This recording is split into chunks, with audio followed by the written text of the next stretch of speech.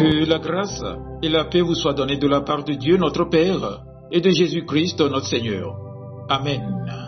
Le texte biblique de ce jeudi 5 mars 2026 est tiré de l'Évangile selon Jean au chapitre 6 du verset 58 au verset 69. Le thème qui nous conduit aujourd'hui est le suivant: reconnais en le Seigneur l'unique source de vie. Prions. Seigneur notre Dieu, nous nous approchons de ta parole avec respect et humilité.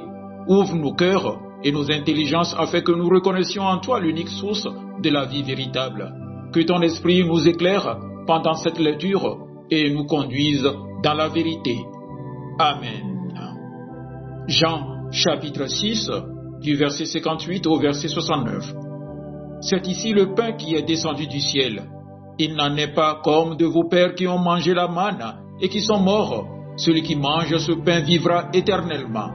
Jésus dit ces choses dans la synagogue en enseignant à Capernaum. Plusieurs de ses disciples, après l'avoir entendu dire « Cette parole est dure, qui peut l'écouter ?»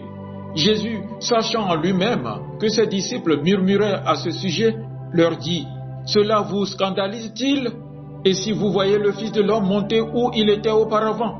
C'est l'Esprit qui vivifie, la chair ne sert à rien. Les paroles que je vous ai dites sont esprit et vie, mais il en est parmi vous quelques-uns qui ne croient point. Car Jésus savait dès le commencement qui étaient ceux qui ne croyaient point et qui était celui qui le livrerait. Et il ajouta, c'est pourquoi je vous ai dit que nul ne peut venir à moi si cela ne lui a été donné par le Père. Dès ce moment, plusieurs de ses disciples se retirèrent et ils n'allèrent plus avec lui. Jésus donc dit aux 12, et vous, ne voulez-vous pas aussi vous en aller?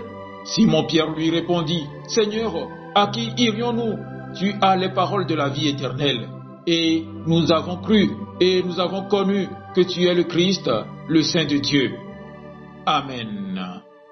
Bien-aimés dans le Seigneur, le monde dans lequel nous vivons est rempli de promesses, promesses de bonheur, de réussite, de sécurité.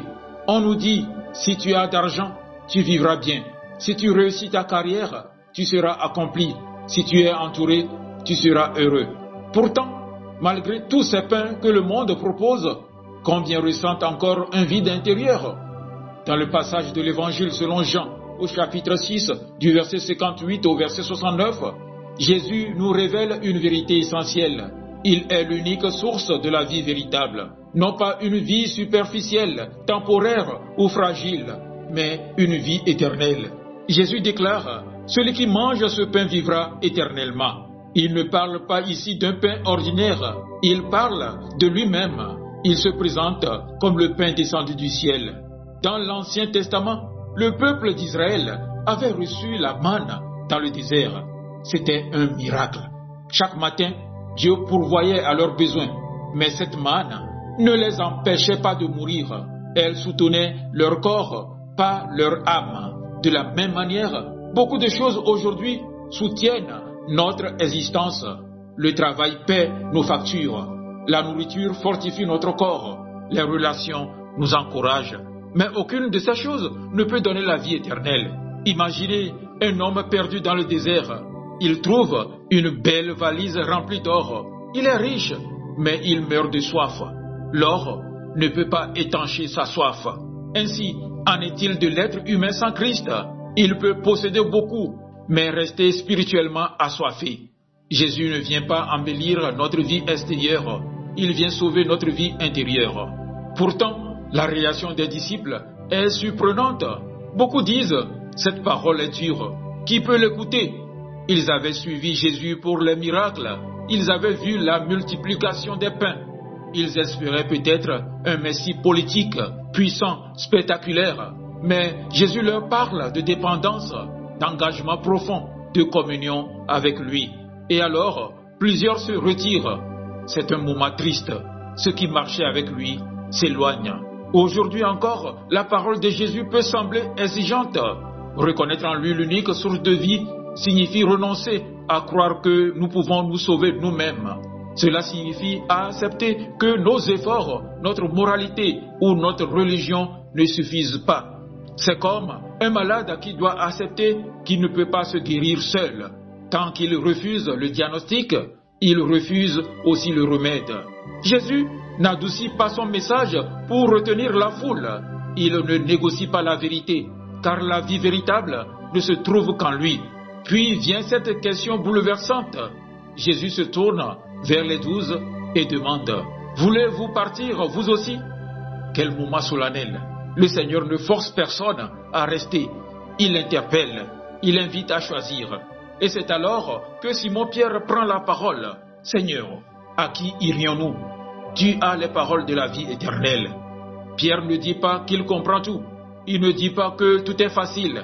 Il dit simplement « À qui irions-nous » C'est la confession d'un cœur convaincu. Il a compris que, même si le chemin est parfois difficile, il n'existe aucune alternative.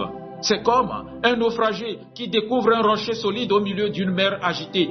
Il peut être battu par les vagues, mais il sait que lâcher ce rocher serait mourir. Pierre a reconnu en Jésus l'unique source de vie. Ce texte ne parle pas seulement des disciples d'hier, il nous concerne aujourd'hui. Chacun doit répondre à cette question. Veux-tu partir toi aussi? Partir vers quoi? Vers des illusions? Vers des promesses temporaires? Vers des sécurités fragiles? Ou rester même sans tout comprendre parce que nous avons reconnu que Jésus est la vie? Reconnaître le Seigneur comme l'unique source de vie, ce n'est pas seulement une déclaration théologique, c'est une décision quotidienne. Lui faire confiance dans l'épreuve, chercher sa présence dans la prière, se nourrir de sa parole, s'attacher à lui quand tout vacille. Chers frères et sœurs, le monde offre beaucoup de choses brillantes, mais tout ce qui brille ne donne pas la vie. Seul Jésus donne une vie qui commence ici-bas et se poursuit dans l'éternité. Aujourd'hui encore, il nous regarde et nous pose cette question. Voulez-vous partir vous aussi? Que notre réponse soit celle de Pierre. Seigneur, à qui irions-nous? Tu as les paroles de la vie éternelle. Car reconnaître en le Seigneur l'unique source de vie, c'est trouver ce que notre cœur cherchait depuis toujours. C'est découvrir que la vraie vie ne se trouve pas dans ce que nous possédons, mais dans celui à qui nous appartenons. Et cette vie, personne ne peut nous l'enlever. Amen. Paisible journée à vous tous.